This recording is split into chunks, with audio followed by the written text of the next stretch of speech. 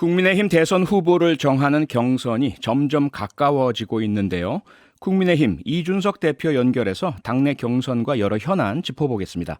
이준석 대표님, 안녕하세요. 네, 안녕하십니까? 네, 많이 바쁘시죠? 아닙니다. 그래도 연결 고맙습니다.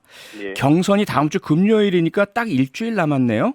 그렇습니다. 그리고 투표는 실제 이제 그 네. 4일 전부터 시작되니까요. 네, 그렇죠. 며칠 안 남았습니다. 그렇네요. 이번 주말이 승부처입니다. 예. 아하, 이번 주말이 승부처인데 그러다 예. 보니까 뭐랄까요? 유력 후보들 간에 윤석열, 홍준표 후보 간에 과열 양상이 보인다. 이런 시각들이 많습니다. 경선 예. 끝나고 원팀 되겠느냐 우려. 당대표로서 걱정되지 않으세요? 이게 문재인 대통령의 유명한 표현을 빌리자면은 선거 때마다 있는 양념 같은 일이기 때문에 너무 걱정 안 하셔도 됩니다. 예. 네, 걱정하지 않아도 된다. 알겠습니다. 예. 그런 가운데 김종인 전 비대위원장이 이런 얘기를 했습니다. 내년 대선 이재명 대 윤석열이 될 거다. 콕 집어서 국민의힘 후보를 벌써 말씀을 하셨는데요. 그러다 보니까 홍준표 후보는 또 유승민 후보도 그렇고요. 상당히 불편한 기색을 내비치셨어요. 전직 비대위원장으로서 이런 발언 적절하다고 보세요? 김종인 위원장께서 제가 전당대회 나갔을 때는 예측을 자제하시던데 네. 예, 이번에는 좀 결과에 확신이 서셨나 봅니다. 하하. 그래가지고 저는 김종인 위원장이 정치 오래 하신 분이기 때문에 네. 본인의 감이나 이런 것에 따라서 말씀하신 것은 평가의 대상은 아니다 이렇게 보고요. 네. 제가 이제 당 대표로서 냉정하게 살펴봤을 때는 변수가 많긴 합니다. 왜냐하면 지금 선거라는 것이 저희도 전당대회도 마찬가지였지만은 이번에 대선 경선도 네. 한 번도 치러보지 않은 유형의 선거입니다. 예를 들어서 온라인 당원의 비율이 급증했고요. 예. 그렇기 때문에 전통적인 조직 선거가 지금 동작하는 게 좀 제한적입니다. 과거에 비해서. 네. 그래서 이게 어떻게 표심에 영향을 미칠지는 가장 데이터를 세밀하게 들여보는 당대표인 저도 예측이 안 됩니다. 실제로 정말 솔직하게 전혀 예측이 안 되신다 말씀이십니까? 아니면 그 당대표로서 그런 표정을 관리하고 계시는 겁니까? 제가 만약에 조금이라도 감이 왔으면 제가 티 안 내고는 못 배기는 성격입니다. 예. 알겠습니다. 자, 이준석 대표께서는 그 김종인 위원장 내년 대선에서 역할론 강조하셨어요. 그런데 앞서 감이라고 말씀 주셨지만 일각에선 그렇게 봅니다. 홍준표 후보와 김종인 전 위원장 간의 과거 악연 이게 여전까지 남아 있지 않느냐. 지금까지 감정의 여진이 있다. 그러면 앞으로 계속해서 조금 문제가 되지 않을까 싶은데 어떻게 보세요? 저는 기본적으로 지난 서울시장 선거에서의 그 김종인 위원장의 기여라고 하는 것은 네. 어쨌든 단일화나 이런 것을 갖고 대전략을 굉장히 잘 설계하셨기 때문에 역할이 있었다 이렇게 보는 것인데 예. 이번에도 비슷한 대전략에 해당하는 것들이 좀 필요할 거로 보입니다. 그렇기 때문에 저는 어떻게든 우리 후보가 누가 되든지 간에 김종인 위원장의 어쨌든 그런 지휘 능력은 충분히 빌릴 수 있다 이런 생각을 합니다. 네. 알겠습니다. 윤석열 후보가 광주에 가서 사과하겠다 이렇게 밝혔는데요. 네. 광주에서 광주시장을 포함해서 많은 분들이 오시지 마시라 이런 이야기가 계속 나오고 있습니다. 네. 심지어 일부에서는 억지로 일부러 계란 맞는 모습을 연출하려는 것 아닌가 이런 이야기까지 있는데 대표로서 어떻게 보십니까? 저는 윤 후보가 예를 들어 지금까지 우리 당내에서 그 광주나 아니면 호남에 대해서 굉장히 우려스러운 발언했던 분들과는 다른 궤에 이번에 마실 수가 있었습니다. 네. 이게 보통 보면은 호남에 대해서 부정적인 어떤 언급을 하신 분들이 5.18을 부정하신 경우가 있거든요. 네, 그렇죠. 그런데 이번에 윤 후보의 발언은 전혀 그런 맥락이 아니었습니다. 5.18과 12.12에 대해 가지고는 전두환 전 대통령의 책임 명확하다는 것을 이제 사실상 언급한 것이고, 네. 다만 이제 그 경제 분야에 있어 가지고 위임을 해서 이제 통치한 것에 대해 가지고는 긍정적인 평가를 한 것인데 표현상 전두환 전 대통령의 정치 행위가 전반적으로 좋았다는 식으로 표현한 것처럼 비춰져 가지고 네. 문제된 거고 그 호남 지역에서 가장 이제 많은 분들이 마음 아파하는 5.18이나 아니면 이런 문제에 대해 가지고는 잘못된 발언을 하지 않았습니다. 그렇기 때문에 윤 후보가 이걸 잘 알고 좀 상황에 임했으면 하는 생각입니다. 네. 여러 가지 객관적 사실 논리 상으로 대표님 말씀하신 것이 상당히 이해가 되지만 광주에서 볼 때는 어쨌든 전두환 씨가 최근에 보인 행보, 법정 안팎에서의 발언들 때문에 상당히 많이 광주 분들 또는 호남 분들의 마음이 격앙돼 계신 상황이라서 아마 전두환에 대한 언급 자체만으로도 많은 분노가 있는 것 같아서요. 어떠세요? 굉장히 저도 그거는 굉장히 저는 불필요한 언급이었다 이렇게 보는 것이고. 그렇죠. 저는 특히 이런 민감한 사안에 대해서는 본인의 진위를 전달하기 위해 가지고 네. 상당히 표현을 세심하게 선정했어야 되는데 네. 윤 후보가 아무래도 정치적으로 그 부분은 제가 뭐 미숙하다고 표현했지만은 네. 말실수가 있었던 건 확실하고요. 저는 네. 이 부분이 사실 윤 후보가 확장성 측면을 상당히 기대하는 후보 아니었습니까? 네. 특히 초기에 이제 윤 후보가 과거에 학창 시절에 그 신군부에 대한 모의 재판에서 네. 무기징역이나 사형을 이렇게 구형했던 일이나 이런 것들이 일화로 전해지면서 네. 윤 후보의 어떤 역사관이나 이런 것에 대해서 기대를 하고 있는 호남 지역 주민들도 많았을 텐데 그랬었죠. 이번에 어쨌든 그 부분이 좀 타격이 입은 것 같아서 윤 후보도 그걸 회복하기 위한 노력을 네. 해야 된다 이렇게 보고 네. 저는 뭐 윤 후보가 뭐 계란을 맞으러 뭐 호남에 간다 이건 또 거꾸로 윤 후보에 대해서 너무 과도하게 네. 그런 어떤 비난하는 측면이 아닌가 싶습니다. 네. 그러면 뭐 정치적 이해 때문이 아니라 진정성을 가지고 호남에 사과하러 가신다라고 한다면 그 시기상 언제가 가장 적절하다고 생각하세요? 저는 최대한 뭐 항상 모든 사과는 일이 발생한 시점과 가까울수록 좋다 이렇게 판단했거든요. 네. 네, 윤 후보 측에서 어쨌든 초기에 21일인가요? 그때쯤 예. 발생했을 때를 넘겨가지고 지금 벌써 한 열흘 가까이 지났는데 네. 너무 늦진 않았으면 좋겠습니다. 그런 행보가 있다면. 아하. 예. 알겠습니다. 경선 전이라 하더라도 뭐 경선 전후가 중요하진 않을 겁니다. 중요하지 윤 후보도 않다. 큰 정치를 하는 지도자이기 때문에 네. 뭐 그것에 있어서 뭐 경선 때문에 바빠서 그런 것도 아니고 그거는 뭐 여러 개인적인 사정이 있겠지만은 네. 빠르면 빠를수록 효과가 좋을 거다 이렇게 생각합니다. 알겠습니다. 예. 예, 단독 직입으로 질문 드리겠습니다. 종로 출마하십니까? 저는 안 합니다. 확실합니까? 저같이 네. 명쾌하게 말하는 사람이 없는데 다만 네. 이제 저는 민주당의 후보군을 선정한 데 있어서 예. 네, 제 생각에 민주당도 여러 고민했으면 좋겠다. 네. 그리고 저는 당대표로서 선거를 지휘해야 되는 입장이기 때문에 예. 제가 사실 아무리 대통령 선거 러닝메이트적 성격으로 치러지는 선거를 할지라도 네. 제가 종로에 출마를 하게 되면은 마음이 거기에 쓰이게 됩니다. 계속. 예. 그러면 대선에 그르칠 수도 있기 때문에 아하. 저는 지금 상황에서 그러는 것은 제 개인의 입장에서는 전혀 고려할 상황이 아닙니다. 네, 확실한 답변 감사합니다. 예. 그리고 안철수 국민의당 대표와의 관계에 대해서 아무래도 많은 이야기들이 있습니다. 그리고 네. 최근에 또 말씀도 하셨고요. 안철수 대표가 만약에 출마한다면 야권의 어떤 표가 갈리게 되는 게 될 텐데요.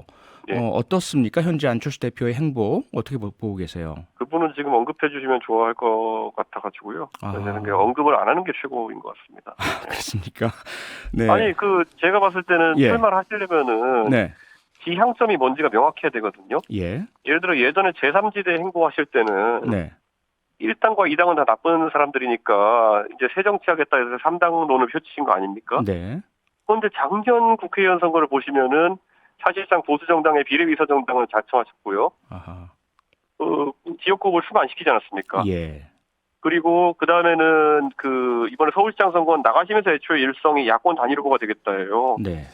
그러니까 이게 메시지가 완전 달라진 거거든요. 삼지대론 하실 때에 비해 가지고. 예. 그런데 이번에 대통령 선거에도 만약에 뭐 삼지대론을 하실 건지 네. 또 양쪽 양비론 펼치면서 네. 아니면은 또 보수 야권 후보가 되고 싶다 이런 또 목적이 있다면은 예. 결국에는 그거 하고 싶은데 경선은 하기 싫으니까 결국 입당 안 하시고 합당 안 하시고 독자 행보하시는 거 아닙니까? 아하.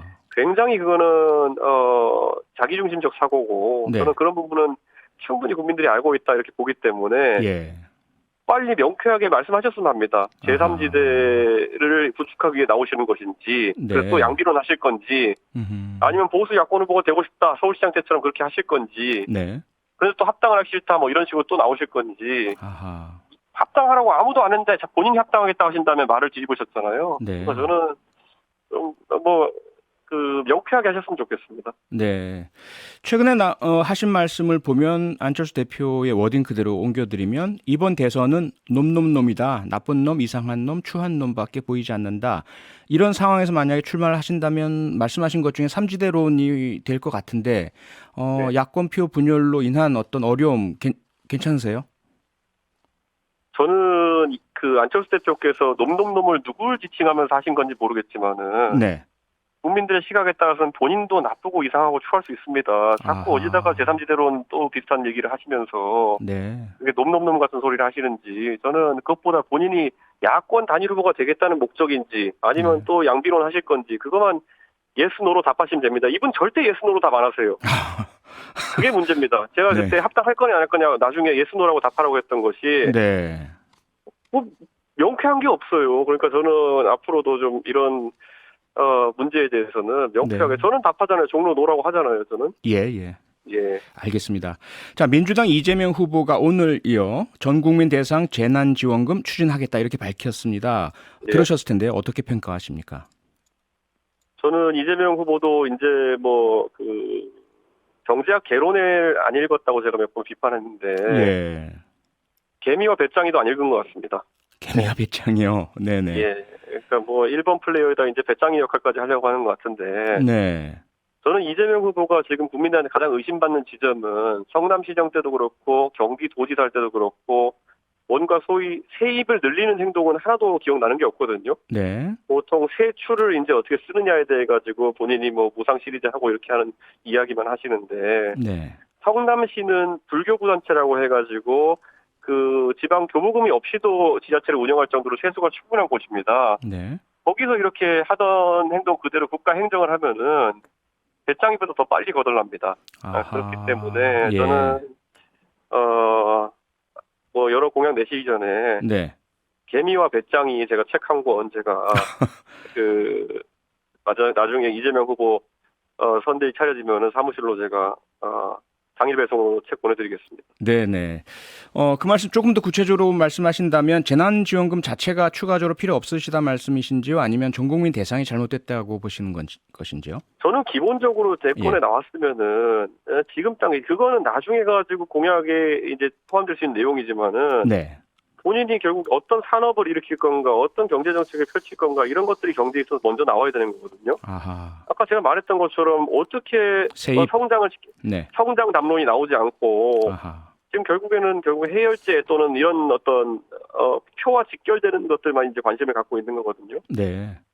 대통령을 해가지고 결국에는 국가의 산업을 진흥시키지 못하고 그리고 또 이런 대안을 내놓지 못하면은 예. 아니 돈 쓰는 거는 솔직히 말하면 잘할 사람 많습니다. 네. 예. 오늘도 아마 오늘인가요? 울산에서 대학생들과 대화하시면서 예. 이재명 후보의 주 4일제로는 상당히 강하게 비판을 하셨는데 일설에서는 이렇게 이야기를 합니다. 지금 어쨌든 이슈를 계속 제시하고 선점하는 것은 이재명 후보 아닌가? 예. 그런 부분의 정치적 효과는 어떻게 보세요? 뭐 그런 식으로 이슈 선점하는 분은 허경영 씨도 있습니다. 온 국민한테 공약을 각인시켰죠. 아하, 네. 그러니까 저는 근데 그렇다고 해가지고 그게 주류적인 대한민국 시각이 되긴 어렵다. 네. 이런 생각을 가지고 있고 예. 주 5일제에서 주 4일제로 가도 생산성이 향상되기 때문에 생산에는 별 차이가 없다라는 주장 자체가 네. 경제적으로 무지한 겁니다. 생산이 5일에서 4일로 줄었는데 생산이 비슷한 양이 유지된다고 하는 거는 네. 생산 효율이 25% 증가된다고 하는 거거든요. 예. 정상적으로 사업체를 돌려보시는 분이면은 내가 단위 시간당 생산 효율을 25% 높이는 게 얼마나 힘든 일인지 잘 아시거든요.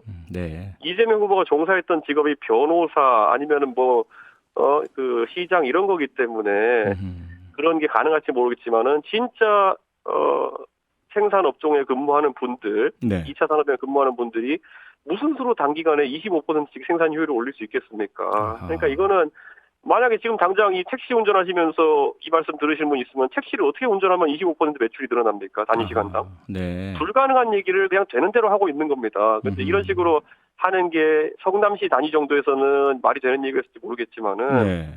국가 전체가 이 정도 수준의 논리로 경제 정책을 설계하면 큰일 납니다. 문재인 정부 때 무슨 저희가 다 기억나지 않습니까?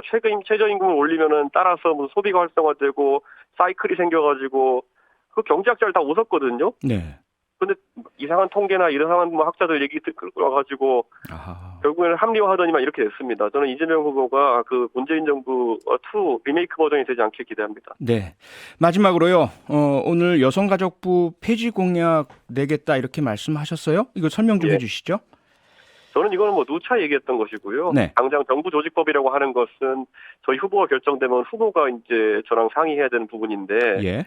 여성가족부라고 하는 것은 통일부와 함께 특임 부처입니다. 네. 특수임무를 맡고 있는 부처이고 과거에 이제 여성가족부가 했던 업무 중에서 예를 들어 호주제 폐지라든지 이런 성과가 이제 있었습니다. 네. 그렇다면 여성부가 이제 존재의 이유를 다시 한번 국민들한테 설명해야 되거든요. 예. 그런데 그게 좀 명쾌하지 않다 보니까 요즘은 여성가족부가 여성정책 말고 무슨 게임 셧다운제 이런 것도 건드리고 청소년 문제 끌고 오고 존재 이유를 만들기 위해서 다른 부처 업무들을 하나씩 끌고 오는 모양새거든요. 네. 저는 특임 부처는 냉정하게 저희가 이제 이 부처가 존속이 필요한지를 네. 상시적으로 평가해야 된다 이렇게 봅니다. 알겠습니다. 오늘 말씀은 여기까지 듣죠. 고맙습니다. 네, 감사합니다. 네, 지금까지 이준석 국민의힘 대표였습니다. 평일 저녁 6시 5분에 여러분을 찾아갑니다. MBC 라디오 표창원의 뉴스 하이킥.